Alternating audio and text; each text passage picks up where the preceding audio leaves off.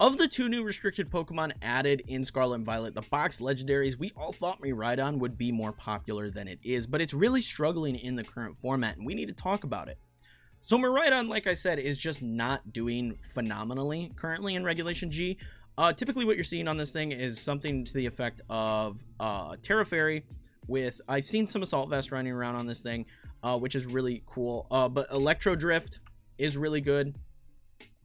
Electro Drift is popping up a fair bit.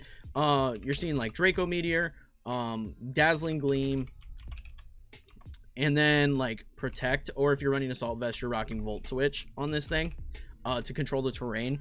And like I said, this thing, while we all thought it was going to be way better than it currently is, I think there's still potential for this to be good in the format. I think as it sits right now, there's some issues with team building specifically around this Pokemon. I think everybody is a little too focused on Hydron Engine for this Pokemon. Everybody is like, oh, we need to use Pokemon that fit this particular ability well.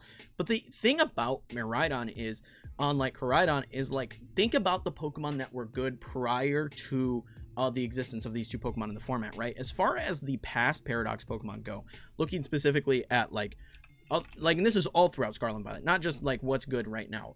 Great Tusk has seen a lot of play. We've seen Fluttermane get some play. We've seen Brute Bonnet get play.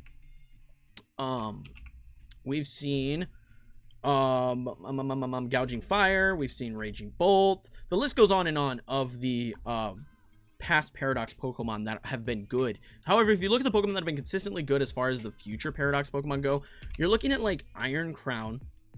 You're looking at Iron Bundle. You're looking at Iron Hands, and you're looking at, I guess you can look at Iron Moth. Iron Moth has seen some play here and there, but it's not been super consistent. These are the 4 that you've actually seen pop up in the formats previously to Regulation G. So a lot less viable options as far as Paradox Pokemon are concerned than you're getting with the past Paradox Pokemon. Iron Crown really doesn't like pairing with this because you're fighting terrains like this wants to spam Expanding Force, and you're fighting with that Hydron Engine, which is kind of a pain for Iron Crown. Iron Bundle, I think, is the best partner for this particular Pokemon because you can run Focus Sash on this, get the Quark Drive boost, and go for Icy Winds for speed control. Iron Hands suffers with this Pokemon mainly because of the fact that Iron Hands, while it does get the Quark Drive boost, it does share the typing with Miraidon, and that's the annoying part. You have 2 Pokemon that are really, really weak to ground. And the same can be said for Iron Moth. Iron Moth, weak to ground, doesn't like taking ground hits, so it causes problems pairing these with Miraidon. Now, as far as Miraidon teams are concerned, this is the Himi Burnt Glizzy Tour. This Pokemon, you're seeing a lot of the time with like Iron Jugulis, Iron Moth. You're seeing this Pokemon have a lot of issues because, again, people are so heavily focused on doing Quark Drive boosts. They want the Quark Drive boost, so you're running Iron Jugulis, and Iron Jugulis is kind of a mid Pokemon, doesn't play nicely into a lot of stuff in the format, so it causes issues. It's kind of a Terra Sync. You have to worry about Cali Ice, you have to worry about Raging Bolt. There's a lot of things in the format that just don't play nicely into Iron Jugulis. I think what the bread and butter of this is going to be is more balance with 1 or 2 maybe Paradox Pokemon of the future. So when I say that, I'm thinking specifically on Iron Bundle and Iron Valiant. I think Iron Valiant actually has some useful play because of the fact that it gets Wide Guard in this format. I think that really helps Iron Valiant out more than a lot of the other future Paradox Pokemon in the format. But I think really what you want to see on this team is going to be something like Incineroar. You're going to want to see like Tornadus, and then you're going to want to see maybe Ogerpon. Ogerpon is pretty solid in that regard. But I think these are the Pokemon that you want to see a ton of with Miraidon and build more of a balance-oriented team around Miraidon and allow it to just do a ton of damage. I think Tornadus is much better than Iron Jugulis. Being able to get that Prankster Tailwind is just way better than having to rely on the Quark Drive, because all they have to do is flip in the Rillaboom and then they can shut down your Jugulis very quickly. So I think Tornadus is just better in that regard. But the thing about it, like I said, is like Koraidon just fits so many more Pokemon. It fits so many more, and it gives you weather control on top of that.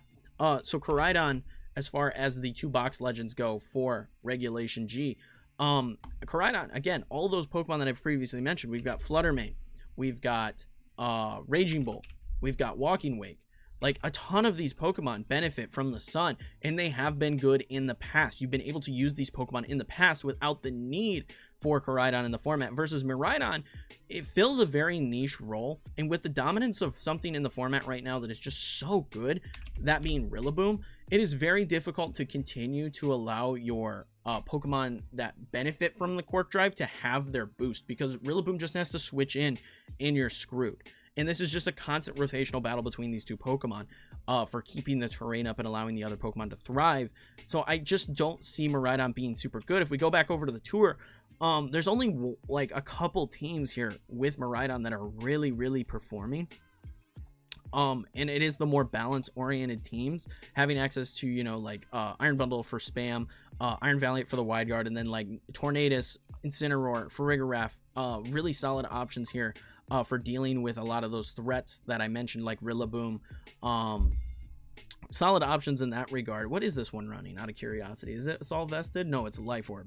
So yeah, I think for that reason that Miraidon is just in a very awkward place, and people have to focus more on how to team build around it. Because again, going back to the Pokemon that are just very popular currently with this, Iron Jugulus. Let's look at this one. Again, you get the Tailwind boost, but outside of that, what are you doing outside of snarling and like protecting this thing? Like, that's all this Pokemon is good for. And you probably run like Air Slash or something on this to hit something, Air Cutter, to just hit stuff with this thing. It just doesn't feel super good. And again, once you rotate in a Rillaboom, you lose the Quirk Drive boost and you have issues once again. So I think Iron Jugulus is not great in that regard. Iron Moth. I think Iron Moth has a place. I think Terra Grass is the way to play it. And I think you can go for like Acid Sprays and then allowing Miraidon to just do big damage after you Acid Spray something, I think is a really powerful combination. However, again, you are kind of forced to terrestrialize this thing to avoid the same, you know, the same weakness in the ground typing. It's a little scary as far as playing Iron Moth with Miraidon goes. But again, that Iron Bundle, I think, is your bread and butter. Iron Bundle is super, super solid because you get the Quirk Drive boost. You can run Focus Sash on this thing.